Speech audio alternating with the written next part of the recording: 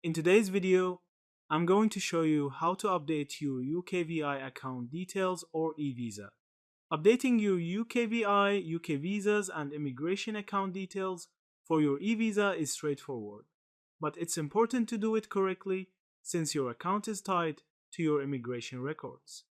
If your personal details such as your name, passport number, email, or contact information change, you need to update them through your UKVI account to keep your eVisa valid and accessible. To begin, log into your UKVI account using the same email address and password you used when you applied for your visa. Once inside, go to the account settings or personal details section where you'll see options to update your contact information, email address, and passport details.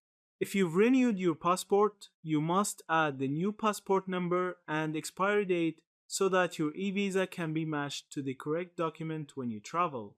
This step is essential because airlines and border officers will check your eVisa against your passport, and any mismatch could cause issues.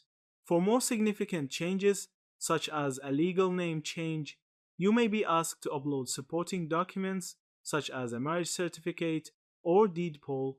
In such cases, UKVI may take some time to review and confirm the update.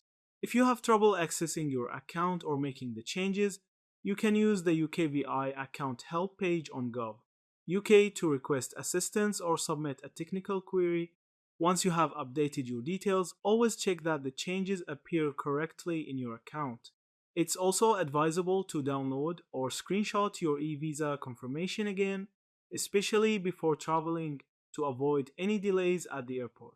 That's it. Thank you for watching this video.